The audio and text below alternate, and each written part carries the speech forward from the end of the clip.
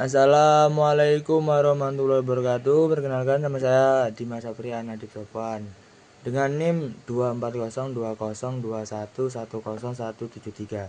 Di sini saya akan mengerjakan tugas UAS mata kuliah PIH, menghafalkan 15 asas. Asas yang pertama, asas legalitas.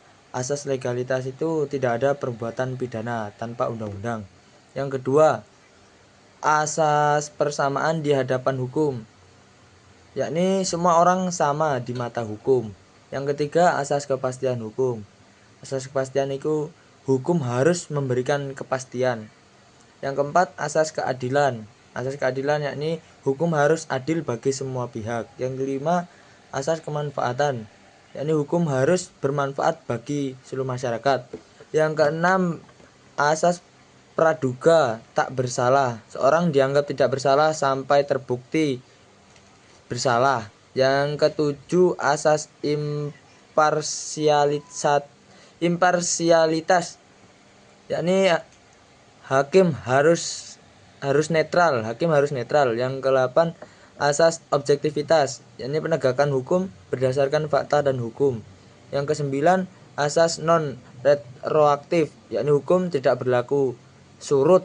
Yang ke-10, asas publisitas, yakni putusan pengadilan diumumkan ke publik. Yang ke-11, asas proporsionalitas, yakni hukum sebanding dengan pelanggaran. Yang ke-12, asas subjektivitas. Asas subjektivitas adalah memperhatikan kondisi pelaku. Yang ke-13, asas akuntabilitas, yakni aparat hukum harus bertanggung jawab. Yang ke-14, asas partisipatif, yakni masyarakat bisa terlibat dalam proses hukum.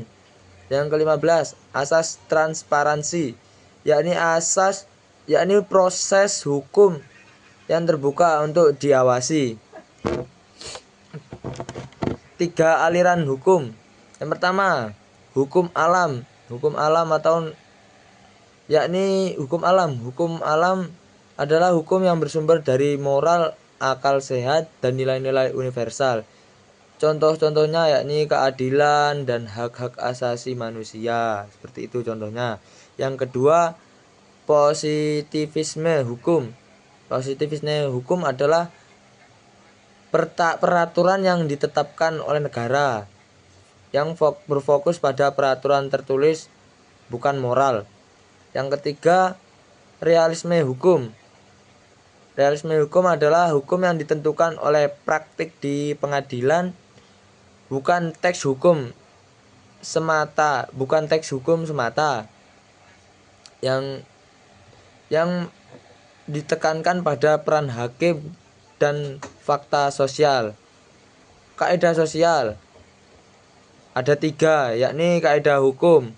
Kaidah hukum adalah kaidah yang mengatur perilaku dengan sanksi tegas. Contohnya KUHP, undang-undang, peraturan pemerintah. Yang kedua, kaidah susila, yakni adalah kaidah yang berdasarkan nilai baik atau buruknya menurut hati nurani. Contoh-contohnya kejujuran, tidak berzina. Kaidah kesopanan, yakni adalah kaidah yang berdasarkan adat atau kebiasaan sosial. Seperti contoh berpakaian yang sopan, memberi salam kepada semua orang, masyarakat sekitar. Sekian dari saya.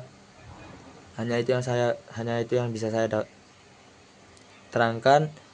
Kurang lebihnya mohon maaf. Wassalamualaikum warahmatullahi wabarakatuh.